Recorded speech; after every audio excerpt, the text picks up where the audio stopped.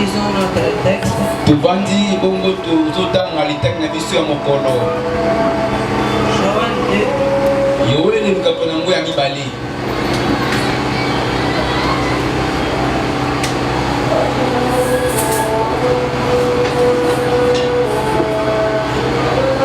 Joël chapitre 2. Yoeli lukapo na ngo ya mibale. 8e au 32e verset. Wenda mulongo ya zomi na mwambekino tuku misatu na mibale. Lisons au nom de Jésus-Christ. Tangi na kombo na Yesu.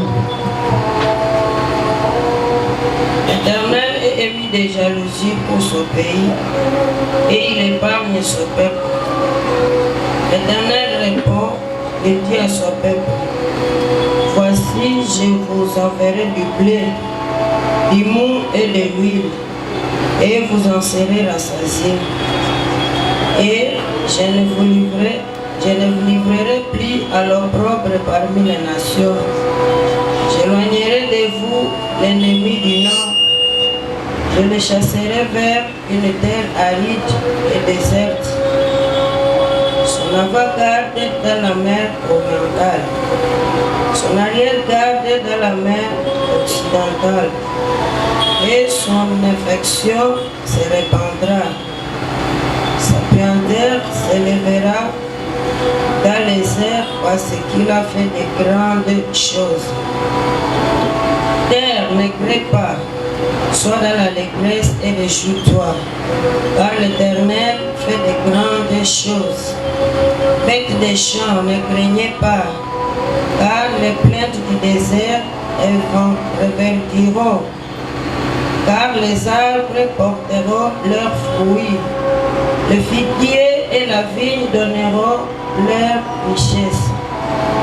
Et vous, enfants de Sion, soyez dans l'allégresse et réjouissez-vous à l'Éternel votre Dieu, car il vous donnera la pluie à son temps. Il vous enverra la pluie de la première et de l'arrière-saison comme autrefois. Les airs se rempliront de bleu et les cuves regorgeront de mou et d'huile. Je vous remplacerai les années qu'ont dévoré la sauterelle, les Gélec, les Asile, les Gazam, ma grande armée que j'avais envoyée contre vous. Vous mangerez et vous rassasierez, et vous célébrerez le nom de l'Éternel votre Dieu, qui aura fait pour vous des prodiges. Et mon Père ne sera plus jamais dans la confusion. Et vous saurez que je suis au milieu d'Israël, que je suis l'Éternel votre Dieu, et qu'il n'y en a point d'autre. Et mon peuple ne sera plus jamais dans la confusion. Après cela, je répandrai mon esprit sur toute chair. Vos fils et vos filles prophétiseront, vos vieillards auront des songes, et vos jeunes gens des visions. Même sur les serviteurs et sur les servantes, dans ces jours-là, je répandrai mon esprit. Je ferai paraître des prodiges dans les cieux et sur la terre, du sang, du feu et des colonnes de fumée. Le soleil se changera à ténèbres et la lune en sang, avant l'arrivée du jour de l'Éternel, de ce jour grand et terrible. Alors quiconque évoquera le nom de l'Éternel sera sauvé. Le salut sera sur la montagne de Sion et à Jérusalem, comme a dit l'Éternel, et parmi les réchappés que l'Éternel appellera. Amen.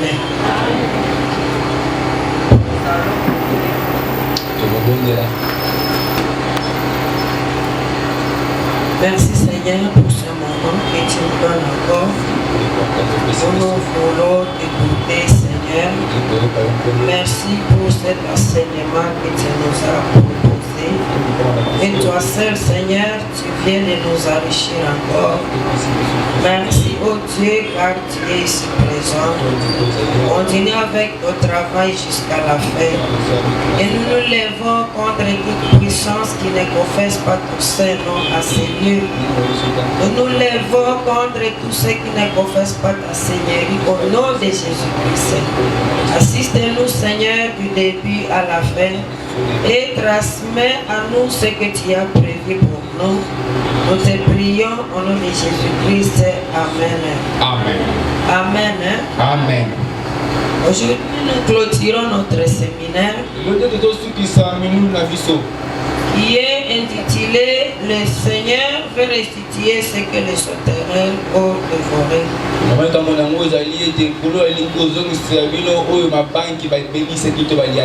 Nous allons encore prier à la fin de notre séminaire. Puisque cette partie aussi est pratique. Nous allons essayer de donner la synthèse de 2 jours. Et nous allons compléter par un petit enseignement. Pour que le Seigneur te restitue ce que tu as perdu, il faut que lui seul ait avoir pris ça. Il faut que le Seigneur ait récupéré ça. Si c'est le diable qui a pris ça, il ne va pas restituer. Le Seigneur restitue ce que lui a pris. Et pour qu'il te restitue ça, il faut que tu comprennes pourquoi il a pris ça. Avant que tu ne comprennes que pourquoi il a arraché, ne sera pas restitué.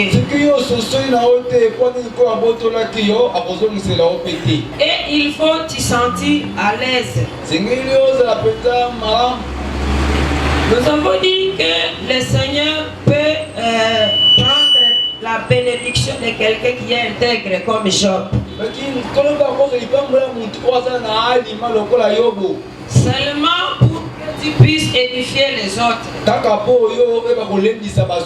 C'est comme Job aujourd'hui. C'est tout le monde qui grandit spirituellement suite à ce qu'il a attendu de Job. Job n'avait rien fait de mal. Mais le Seigneur lui avait arraché ses bénédictions. Pour que toi et moi nous grandissions. Dans ce que le Seigneur fait, ça montre sa souveraineté. Et tu ne peux pas dire, puisque le Seigneur m'a arraché mes biens, je veux faire ce que je veux. Ou bien je vais m'acharner à la volonté de Dieu. Même si tu t'acharnes à la volonté de Dieu, tu ne vas pas changer Dieu. Il est souverain, il fait ce qu'il veut. Mais il fait ça puisque ça est but. Il peut te restituer, il peut te soutirer tes biens puisque à lui il y a un but. Puisque tu es un matériel didactique pour que tu puisses édifier les autres. Tu peux prendre la décision de ne pas le suivre. Lui, il tend vers son objectif. Le Seigneur peut t'arracher tes bénédictions puisque tu as désobéi. Ça, c'est ce qui concerne notre texte. Comme les Israélites ont désobéi, le Seigneur a vu que pour les redresser, il faut prendre la bénédiction qu'il a donnée. Et nous voyons l'exemple de Nebuchadnezzar. Nebuchadnezzar qui était devenu hautain, orgueilleux, la seule voie de le rabaisser et qu'ils puissent voir la grandeur de Dieu. C'était de l'arracher ses bénédictions. C'était de l'arracher ses bénédictions. Et nous voyons que quelque part le Seigneur nous arrache nos bénédictions pour notre bien. Puisque quand nous changeons, quand nous perdons, quand nous changeons lorsque nous perdons, c'est pour notre bien. Amen.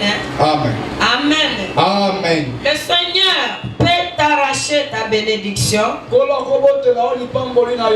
puisque tu es victime de ta famille. Peut-être dans la famille, il n'y a personne à travers laquelle la grande famille sera sauvée. Mais toi que le Seigneur a choisi et que les esprits de ta famille t'a choisi, le Seigneur t'a choisi pour travailler pour lui. Mais les esprits de ta famille t'ont choisi puisque tôt ou tard tu empêcheras leurs œuvres.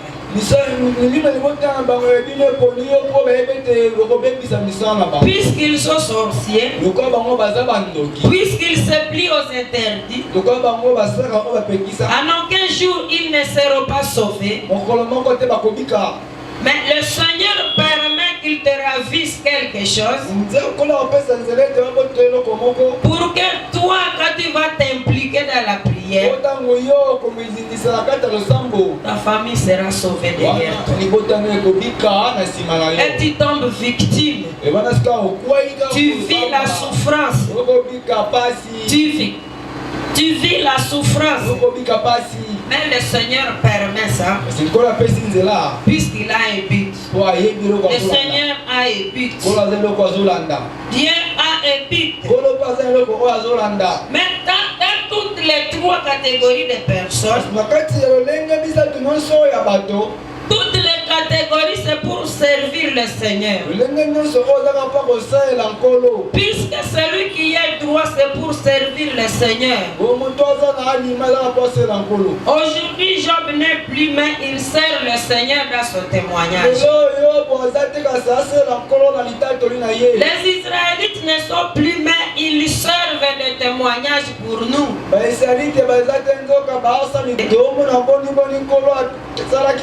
Peut-être nous disons, nous ne ferons plus comme les Israélites. Pour les victimes aussi, ils servent le Seigneur lorsque les hommes de leur famille sont sauvés. Amen. Amen. Ça c'est la synthèse du premier jour. La synthèse du deuxième jour, nous avons vu comment on peut remédier à tout cela. Quel est le remède de tout cela? Toi qui es victime, toi qui es intègre, toi qui es désobéissant, le premier remède est de comprendre. Comprendre pourquoi le Seigneur t'a fait matériel didactique. Quand tu continues à murmurer entre toi, le Seigneur ne va pas te restituer. Il faut comprendre que tu es un matériel. Il faut comprendre la souveraineté de Dieu. Il faut surtout rester calme dans ce que le Seigneur fait. Puisque la Bible dit en aucun cas Job n'a pas transgressé. Job était calme dans sa situation. Tant que tu ne seras pas calme dans ta situation, le Seigneur ne va pas te restituer. Puisque tu t'acharnes à la volonté de Dieu. Puisque tu n'as pas compris pourquoi le Seigneur a fait cela.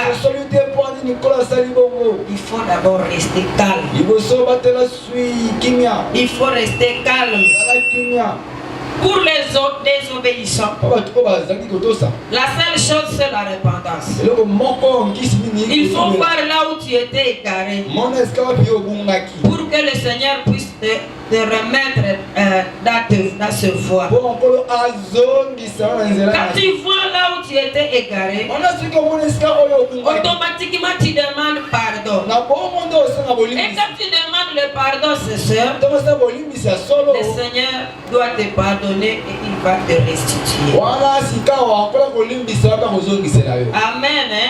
amene Amen.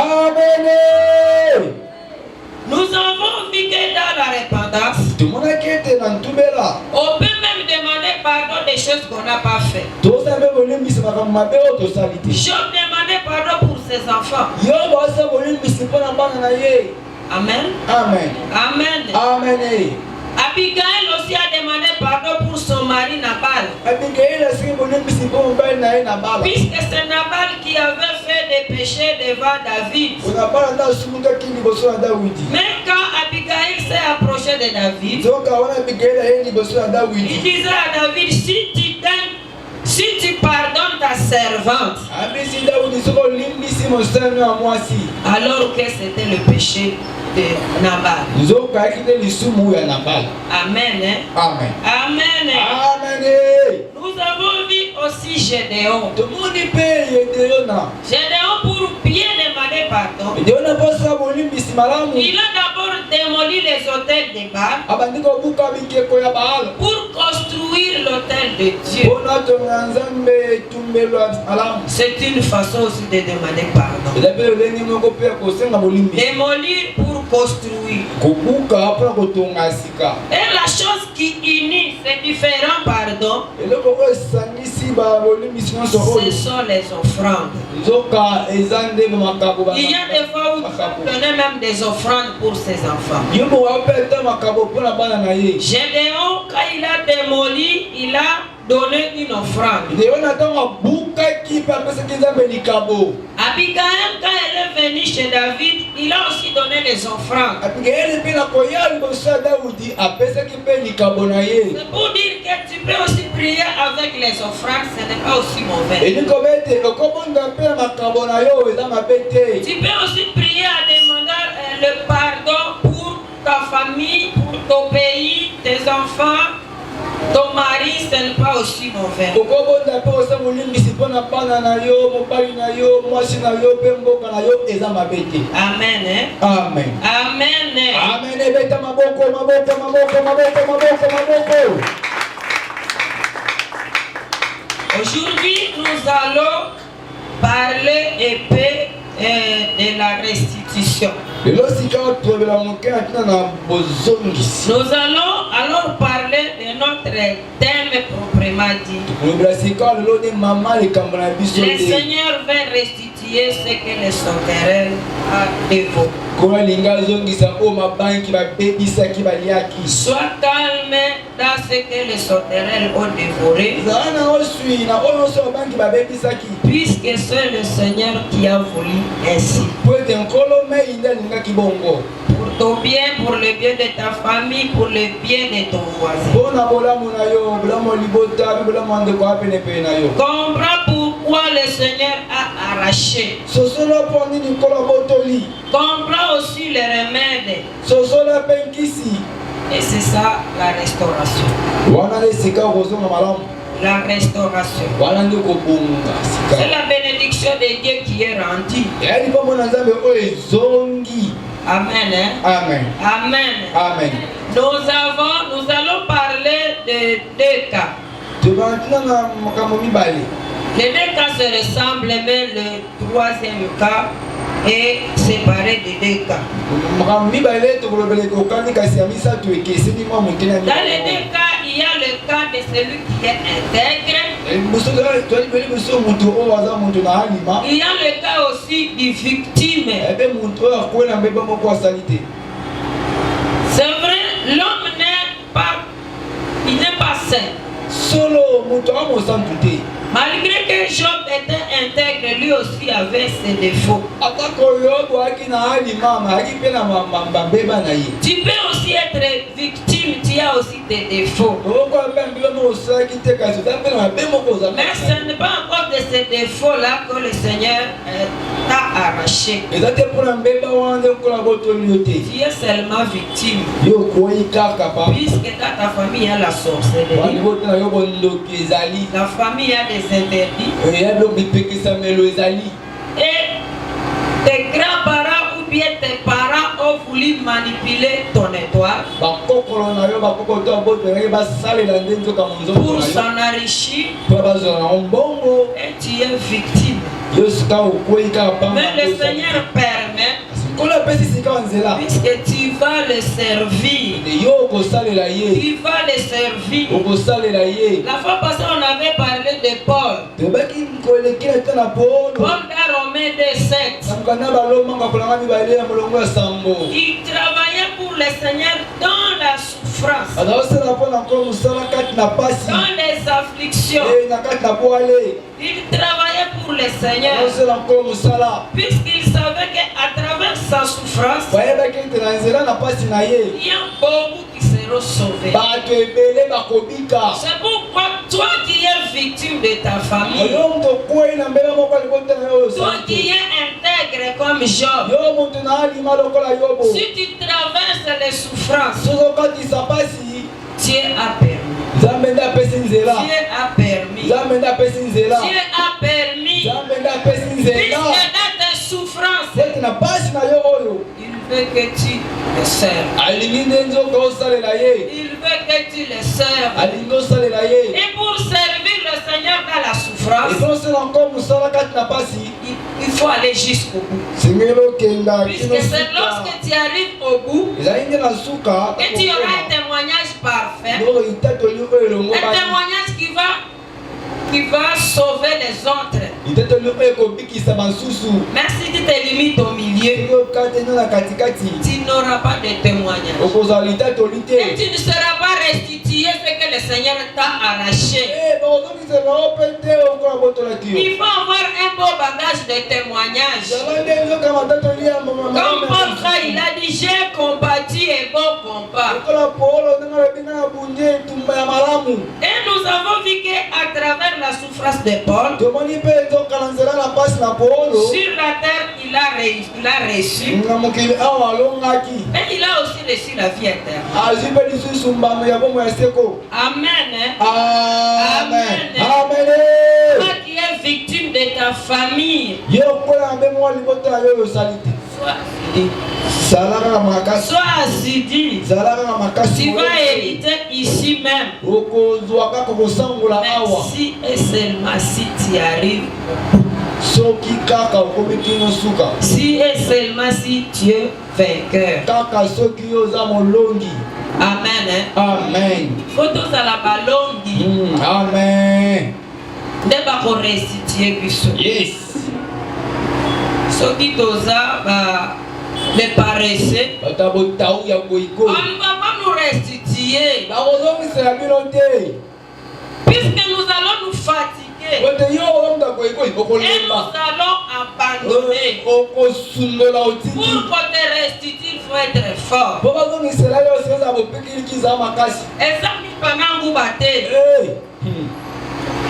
Amen. Amen. Yes. Et ça, lui pendant vous battez. Dans ceci, il faut voir Dieu comme un bon artisan. Quand il a envoyé Jérémie dans la maison du potier, peu importe les échecs qu'a subi le potier, la vérité n'était pas l'échec. La vérité était dans la persévérance de l'artisan. Amen. Amen. Il fabrique, il habille, il refait. Il fabrique, il habille, il refait. Jusqu'à ce qu'il aboutisse à quelque chose que les gens vont apprécier. Et c'est ça Dieu. Peu importe ta souffrance, il te tape. Chez toi il abîme. Peu importe la souffrance, mais il voit la fin. Il voit la fin. Il voit la forme.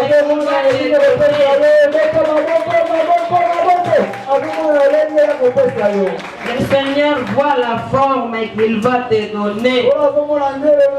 C'est pourquoi il te tape. Et tu en souffres. Même si tu pleures, il va continuer jusqu'à ce que la forme soit là. C'est ce que le Seigneur veut de toi. C'est ce que le Seigneur veut de moi. Dieu est le vrai artisan. Et quand il voit que son objectif est atteint, il te restaure. Il te restaure. Toi-même, tu fais traîner ta restauration. Amen. Amen. Ne faisons pas traîner notre restauration. Amen. Amen. Amen. Amen. Il va toujours taper. Il va toujours taper. Si tu continues à murmurer, il va voir que tu n'as pas compris. Il va encore taper. Il va taper jusqu'à ce que tu vas dire que ton nom soit sanctifié, Seigneur, dans ce que je vis. Et il va te restaurer. Ah, voilà, il va te restaurer. Amen. Amen. Amen. Amen. Comme ça la kilote. Quand tu entends asala musala na ye. Amen. Ofandi olobi oui, Seigneur, c'est ça. Oui, kolo. C'est ça. Oui, kolo. Le Seigneur ne restitue pas ce que toi tu as fait voler. Tu as été criminel. Autant la vie ta maison. Puisque tu as tué quelqu'un. Ne crois pas que le Seigneur va te restituer. Il te restitue ce que lui a pris. Comme lui-même dans la Bible dit, j'ai rendu Anne stérile. Aujourd'hui, Anne nous prêche. C'était ça l'objectif de Anne, de Dieu. Anne a prêché tout Israël. Quand Israël a vu que Élie le sacrificateur et ses enfants sont morts, ils ont cherché la face de Dieu. Il faut chercher la face de Dieu. Ils ont cherché la face de Dieu. Dieu a un objectif dans ce que tu vis. Amen. Amen. Amen. Amen. Si tu t'humilies, le travail va vite finir. Nous voyons le deuxième point. C'est la désobéissance. Ce n'est que la repentance qui apaise la colère de Dieu. Et avec ses fortes décisions. Seulement la repentance. La repentance arrête les fortes décisions de Dieu. L'humiliation est une chose douloureuse. Mais ça résout beaucoup de problèmes. Amen. Amen. Ça résout beaucoup de problèmes. Mais c'est douloureux. C'est comme par exemple un chirurgien. Il vient. Il commence à intervenir là où il n'y a même pas d'anesthésie. Tu dois souffrir. Tu vas beaucoup souffrir. Amen. Amen. Tu vas crier. Amen. Amen. Amen. Hein? Amen. L'humiliation est précieuse. Dans la Bible, dans Psaume 119, 67, on nous dit, avant d'avoir été humilié, je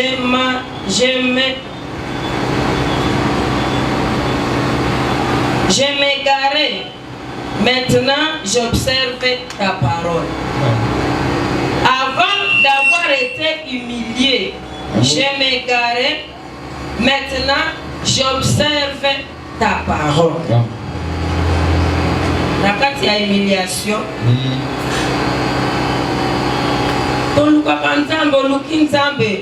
Puisque tu as compris. Tu cherches Dieu puisque tu as compris. Tu veux seulement t'humilier puisqu'il y a quelque chose que tu cherches. Dans le cas de la désobéissance, on nous dit Dieu est ému de jalousie. Dieu est jaloux. Il veut que nous l'obéissions seuls. Il est très jaloux. Et nous voyons que dans la repentance des Israélites, il y a eu deux restaurations. Il y a eu la restauration matérielle. C'est-à-dire la restauration physique et la restauration spirituelle. Dans la restauration physique matérielle, à vrai dire, on ne nous parle pas des sauterelles. À vrai dire, c'était l'ennemi. C'était l'ennemi qui venait envahir le peuple de Dieu. Dieu a permis que l'ennemi envahisse. Puisqu'il aimait son peuple. Quand il désobéit, et que le Seigneur veut te récupérer, il va te faire passer dans la souffrance. C'est quand par exemple tu es à route, tu te promènes, tu vois un enfant que tu ne connais. Après la pluie, il est en train de jouer dans la pluie.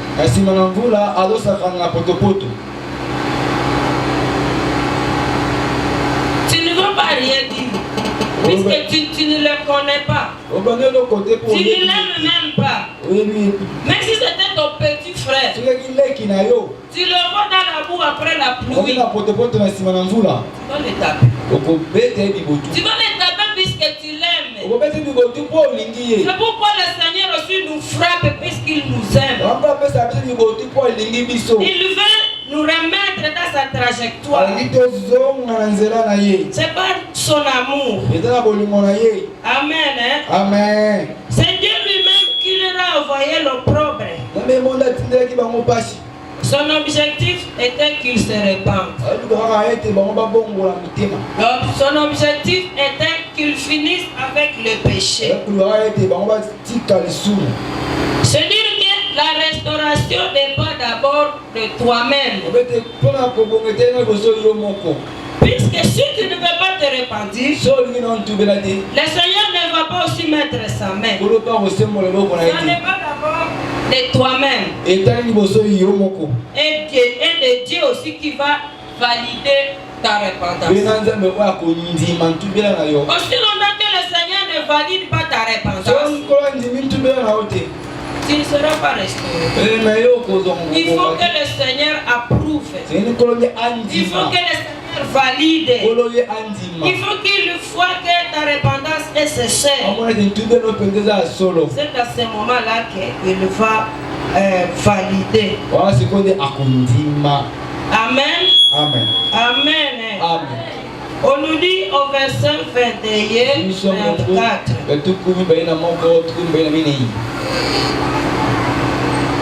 Terre, ne crée pas, Sois dans l'allégresse et réjouis-toi, car l'Éternel fait de grandes choses. Bêtes des champs, ne craignez pas, car les plaines du désert reverdiront, car les arbres porteront leurs fruits. Les figuiers et la vigne donneront leurs richesses. Et vous, enfants de Sion, soyez dans l'allégresse et réjouissez-vous en l'Éternel votre Dieu, car il vous donnera la pluie à son temps. Il vous enverra la pluie de la première et de l'arrière-saison comme autrefois. Les airs se rempliront de blé et les cuves regorgeront de mou et d'huile. Amen. Amen. Nous disons que la restauration n'est pas aussi de Dieu, car il valide ta repentance. Nous voyons ici que les animaux sont rassurés. Ils sont rassurés, ils n'ont plus raison d'avoir peur. Le Seigneur les rassure. Les bêtes des champs, ne craignez pas, car les plaines du désert reverdiront. Et aussi, ils avaient manqué les arbres à goûter, car c'était le propre. On dit les pluies qui tombent, c'était pour apporter aussi l'humidité. Ce sont les choses que le Seigneur a déclarées. Si ces gens ici se repentait. Amen. Amen. Amen. Amen. Le Seigneur a déclaré les années de fléaux des sauterelles se sont écoulées, ont disparu pour donner place aux années d'abondance. Amen. Ces bénédictions étaient conditionnées. Repentance, bénédiction. Repentance, bénédiction. C'est pourquoi si tu traînes à te repentir, tu ne seras pas béni, tu ne seras pas restauré. Au verset 26-27.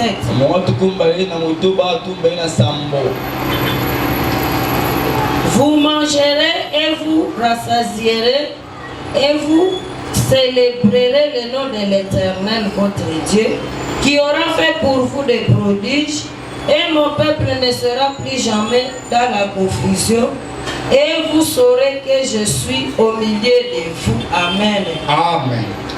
Dans tout cela, il faut que le peuple réalise l'amour de Dieu. Savoir que Dieu est avec toi. Tant que tu ne sauras pas que Dieu est avec toi, tu ne seras pas béni. C'est comme tu lis dans Ésaïe 49, le verset 14 et 16. On nous dit, Sion, car il a beaucoup souffert, il a cru que le Seigneur l'a abandonné. Il a dit, Seigneur, tu m'abandonnes. Seigneur, tu m'oublies. Parfois, quand nous souffrons, nous disons que le Seigneur nous oublie. Nous croyons qu'il nous abandonne. Il dit qu'il ne peut pas nous abandonner, car nous sommes gravés entre les Seigneurs. Même si tu souffres beaucoup, ne crois pas que le Seigneur t'abandonne. Il ne peut pas t'abandonner. Il est toujours avec toi. Mais comme tu as la chair et le sang, comme tu souffres, tu crois que le Seigneur t'a abandonné. Le Seigneur ne peut pas t'abandonner. Dans la restauration spirituelle,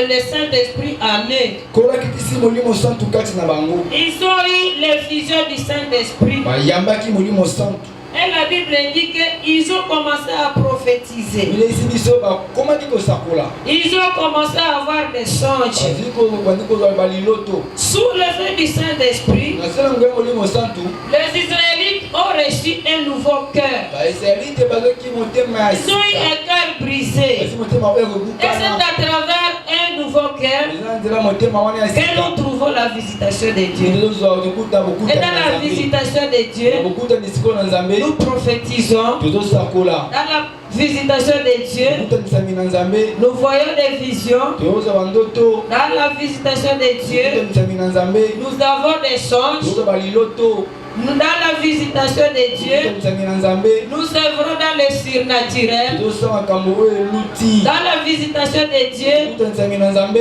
nous avons notre dimension spirituelle. Tozo mata mpimelo ya C'est molimo pourquoi sika. quand le Seigneur restaure le physique, Yango sokola bongisi oyo il na restaure nzoto. aussi le spirituel. Abongisa pe oyo eza molimo. Le spirituel qui compte beaucoup. Molimo nde eza motuya makasi. Amen. Hein? Amen. Amen. Amen. Le Seigneur peut t'avoir ravi tes biens. Kola ko bontolo bozi na nyonso. Il t'a restauré. Azongi Il te donne des biens. azongi solo bozi. Donc tu es stationnaire à spirituel. Tongo te mesika mo ba bula Et il va continuer à te taper Akoba ko betula pour bibo. que tu te réveilles. Oyo la Pour mugana. que tu aies des visions. Ozo bandoto. Pour que tu prophétises. Ozo kola. Pour que tu montes dans des dimensions que le Seigneur veut. Po mata be pimelo Pour que tu aies une connexion qui est permanente avec le Seigneur. Ozo okuta ni moka molimo tata ngala nkolo. N'attends pas que le Seigneur commence à te taper. Ozo la tete kwa pito ko bibotu. Lève-toi seulement. Tele makaka. Commence à prier. Anda ko bo. Seigneur, restaure aussi mon spirituel. Puisque c'est le spirituel qui compte. Molimo ndeza motuya makasi. Amen. Hein? Amen. Amen. Amen. Ézéchiel 36, 24 à 27. Ikele ko pola ngwa tukunisa tuna motoba. Je vous prendrai d'entre les nations et je vous rassemblerai de tous les pays et je vous amènerai sur votre terre et je vous donnerai un cœur nouveau et je mettrai au-delà de vous un esprit nouveau et je vous donnerai un cœur de chair et je mettrai mon esprit au-delà de vous. Amen. Amen. Quand Dieu restaure, Tant ko bongisi sika mo. il dispose tout à nous. Abongisa nyonso pona yo. Amen. Hein? Amen. C'est à nous de nous faire, de nous disposer. Biso c'était to bongama. Il va susciter tout à nous. Akola muso nyonso mala mukati na biso. Ils entendent que nous soyons disposés. Aoza biso to bongama to lengama na. Ézéchiel 39, 29. Zeki ko pola ngwa tuna. Et je ne leur cacherai plus ma face, parce que j'aurai répandu mon esprit sur la maison d'Israël, dit le Seigneur éternel.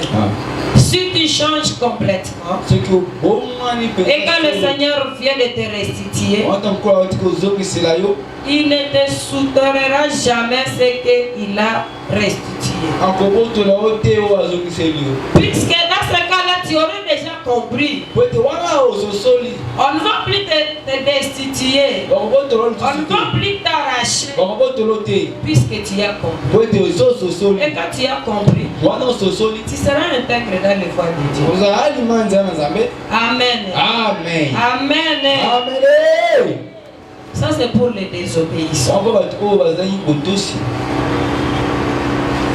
C'est dire que lorsque tu te repasses sincèrement On appelle ceux qui bomani otubeni penda et solo. vouloir marcher dans la volonté de Dieu, Ndimi kotambola seka wa mokao na Nzambe. le Seigneur lui-même va s'occuper de toi. Kolo ye mongo kota makambo na yo. Il va s'occuper de ta vie physique. Aotala bomo na o ya misundi. Il va s'occuper de ta vie financière. Aotala bomo na o tai kozwi. Il va t'occuper de ta vie spirituelle. Aotala pe bomo na o eza molimo. Tu vas prophétiser pour les autres. Osa papa basusu. Tu auras des songes. Oza bandoto. Tu vas contribuer à à l'accroissement de l'œuvre de Dieu. C'est ce que le Seigneur veut de toi. Le verset 31-32, on nous dit quiconque invoquera le nom du Seigneur sera sauvé. C'est-à-dire que la portée le salut est à la portée de tout le monde.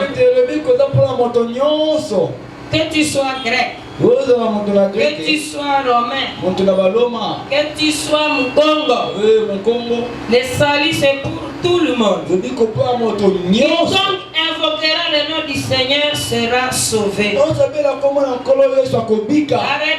le pardon des péchés c'est pour tout le monde. Celui qui se croit pécheur, celui qui sait que Jésus-Christ est mort pour lui et il est sincère dans ses actes, le Seigneur va le pardonner, le Seigneur va le restituer. Amen, hein? Amen. Amen. Amen. Dans la restauration, ce qui importe, c'est d'abord comprendre pourquoi on t'a arraché tes biens. C'est comprendre pourquoi on t'a arraché. Si tu as désobéi, c'est comprendre pourquoi on t'a frappé. Quand tu comprends et quand tu ne réponds, le Seigneur te restitue. C'est ce que le Seigneur fait de nous. C'est ce que le Seigneur fait de nous. Ce qui importe, c'est le remède. Et tu cherches la face de Dieu. Le Seigneur ne Zamba kozangisa te kozongisela yo. nous allons nous lever. Tokotela biso banso likolo. Nous allons prier. Tokobondela elongo.